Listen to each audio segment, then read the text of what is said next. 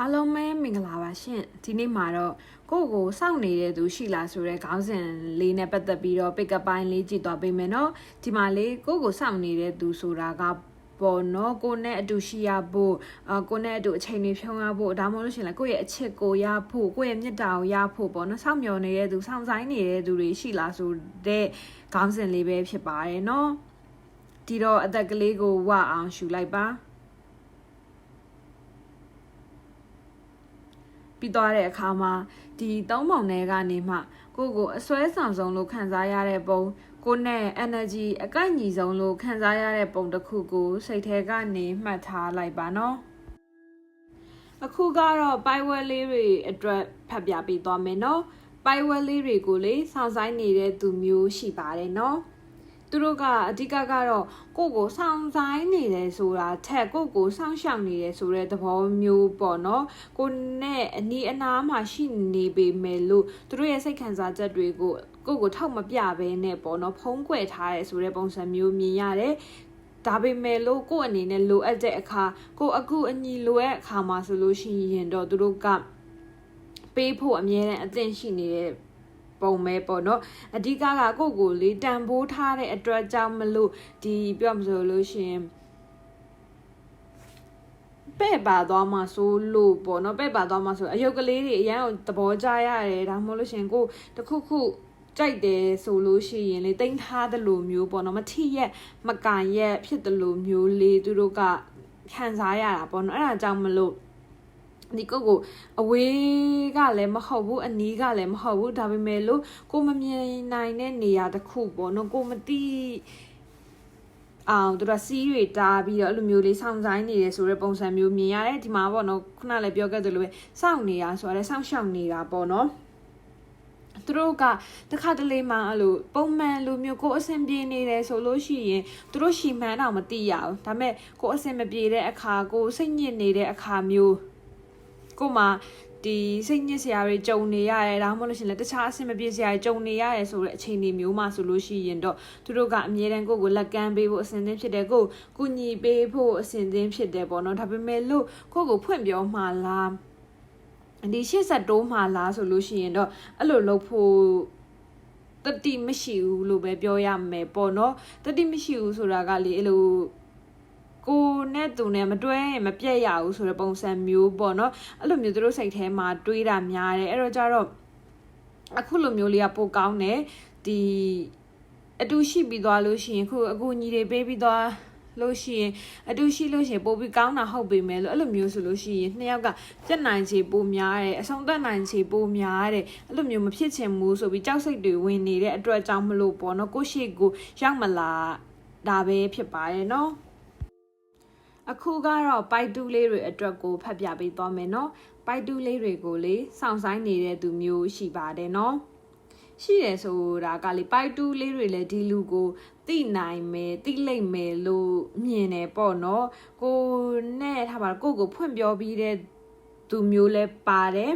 တချို့သူတွေအတွက်ကြတော့ကိုဖွင့်ပြောတာမျိုးမဟုတ်ပေမဲ့လို့ကိုစိတ်ကနေအလိုလိုခံစားနေရတာပေါ့နော်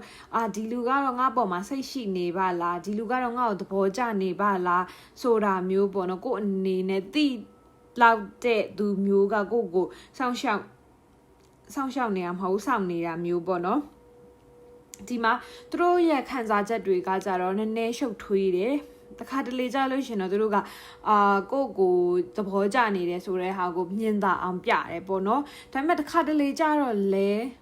သူတို့မဟုတ်တော့တဲ့အတိုင်းမပြတော့ဘူးပေါ့နော်အေးဆက်သွားတာမျိုးဖြစ်တယ်အဲ့တော့ကြတော့ကိုကသူကငါ့ကိုကြိုက်နေတာလားလို့ထင်ရပေမဲ့လို့သူတို့ရဲ့တချို့အမူအရာတွေကကြတော့ကိုမကြိုက်နေဘူးဆိုတဲ့ပုံစံမျိုးပြတယ်ပေါ့နော်အဲ့တော့ကြတော့ကိုက miss signal တွေအပြခံနေရတယ်လို့မြင်မိတယ်ပေါ့နော်miss signal ဆိုတာကကြိုက်တာလားမကြိုက်တာလားဝေခွဲရခတ်နေတာမျိုးပေါ့နော်တခါတလေမှာကိုယ့်ဘက်ကရေလာမြောင်းပေးလို့ရှိရင်ဒါမှသူတို့ကမသိတယ်လို့ပဲနေသွားတယ်ဆိုတဲ့ပုံစံမျိုးလဲကြုံရနိုင်တယ်ပေါ့နော်အဲ့တော့ကြတော့အဲ့လိုမျိုး ADA ဆက်လုပ်နေပြီမဲ့လို့သူတို့ကကိုယ့်အတွက်တကယ်ကောင်းတဲ့သူမျိုးဖြစ်လာမှာပေါ့နော်အခုကဘာလို့လဲဆိုတော့ right person ဖြစ်နိုင်တယ်ကွာဒီလားဒါပေမဲ့ right time မရောက်သေးဘူးမှန်ကန်တဲ့အချိန်တစ်ခုကိုမရောက်သေးဘူးအဲ့မှန်ကန်တဲ့အချိန်တစ်ခုကိုရောက်ပြီဆိုတာနဲ့ သူတို့ဘက်ကလည်းကိုကိုဖွင့်ပြောလာမယ်အဲ့ချိန်မှာကိုကလည်းအစင်သင်းဖြစ်နေမယ်ကိုကလည်းဒီ relationship အသစ်တစ်ခုစားဖို့တော့ကို ready ဖြစ်နေပြီဆိုလို့ရှိရင်နှစ်ယောက်ပေါင်းဖက်လိုက်မယ်ဆိုလို့ရှိရင်တော့လေတော်တော်လေးအဆင်ပြေတဲ့ relationship တစ်ခုဖြစ်သွားဖို့ရှိတယ်ကိုယ့်ရဲ့အိမ်နဲ့တူတဲ့သူမျိုးနှွေးထွေးမှုကိုပေးတဲ့သူမျိုးချစ်ချင်းမြတ်တာကိုမှအပြည့်အဝခံစားရစေမဲ့သူမျိုးဖြစ်လာပါလိမ့်မယ်နော်အခုကတော့ by 3လေးတွေအတွက်ကိုဖတ်ပြပေးတော့မယ်နော် by 3လေးတွေကိုပေါ့နော်စောင့်မျှော်နေတဲ့သူကတော့အခုလက်ရှိမှာတော့မရှိသေးဘူးဒါပေမဲ့လို့စောင့်မျှော်နေတယ်ဆိုတဲ့အထဲမှာပေါ့နော်ကိုမကိုဆိုပြီးတော့စောင့်မျှော်နေတဲ့သူမျိုးမရှိတာပေါ့နော်မကိုမှမရလို့ရှိရင်တခြားဘသူကိုမှလက်မခံတော့ပါဘူးဒါမှမဟုတ်လို့ရှိရင်တခြားဘသူကိုမှဖွင့်မပြောတော့ပါဘူးတခြားဘသူနဲ့မှအတူမရှိပါဘူးဆိုတော့သူကတော့အခုလက်ရှိမှာမရှိနေသေးဘူးပေါ့နော်ဒါပေမဲ့လို့ကိုစိတ်ဝင်စားတဲ့သူတွေတော့ရှိတယ်အဓိကသူတို့ပြဿနာဘာလဲဆိုတော့တယောက်ဆိုတယောက်ပေါ့နော်commitment ပေးရမှာမျိုးတယောက်ဆိုတယောက်ဒီအခြေတကျသဘောကျရမှာအခြေတကျလိုက်ရမှာလို့ကိုစိတ်မဝင်စားသေးဘူးပေါ့နော်အဲ့လိုပုံစံမျိုးတွေ့ရတယ်ဒါပေမဲ့လို့ by 3လေးတွေပေါ့နော်နည်းနည်းလေးသာစိတ်ရှည်မယ်ဆိုလို့ရှိရင်ကိုအတွက်ကောင်းတဲ့သူမျိုးပေါ့နော်ကိုနဲ့တကယ်အဆင်ပြေမဲ့သူမျိုးရလာဖို့ရှိတယ်အချိန်ကတော့နည်းနည်းစောင့်ရမယ်ဘယ်လောက်စောင့်ရမလဲဆိုလို့ရှိရင်ဒီကနေဆိုလို့ရှိရင်9လလောက်အတွင်းတော့စောင့်ရလိမ့်မယ်ပေါ့နော်အဲ့အတွင်းမှာဆိုလို့ရှိရင်တော့ကိုလာပြီးတော့ချင်းကပ်တဲ့သူမျိုးတွေကိုစီကိုလာပြီးစကားပြောတဲ့သူမျိုးတွေပြီးတော့လို့ရှင်ကိုအကြောင်းပို့ပြီးတော့သိချင်ပြီးတော့ကိုတယောက်တည်းကိုပဲသစ္စာရှိနေပေါ့နော်ဆက်ပြီးတော့သဘောကျသွားမယ်ဆိုတော့လူမျိုးတွေရောက်လာဖို့ရှိတယ်ပေါ့နော်အဲ့ဒါကအခုလက်ရှိမှာတော့မရောက်လာသေးဘူးအဲ့လိုမျိုးရောက်လာဖို့ဆိုလို့ရှိရင်ကိုအနေနဲ့ဘာလုပ်ဖို့လိုအပ်လဲဆိုလို့ရှိရင် battery လေးတွေရဲ့စိတ်ထဲမှာပေါ့နော်အခုတလောမှာစိတ်ရှုပ်နေတာမျိုးအထူးသဖြင့်အခြေရေးနဲ့ပတ်သက်ပြီးတော့ပေါ့နော် single ဖြစ်နေလို့ရှိရင်ဒါမှ single life ကိုအရန် enjoy မယ်နဲ့အရန်မပျော်ဘဲနဲ့ပေါ့နော်ရည်စားထားချင်တာလိုမျိုးဒါမှမဟုတ်လို့ရှိရင်လည်းတခြားတငယ်ချင်းတွေအပေါင်းအသင်းတွေကြမှာအချစ်မခံရတာ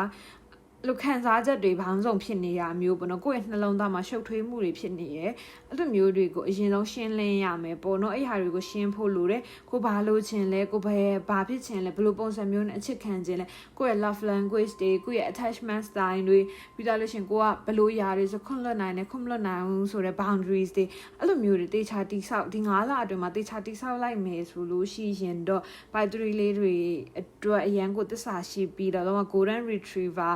boyfriend တွေ girlfriend တွေရလာဖို့ရှိပါတယ်နော်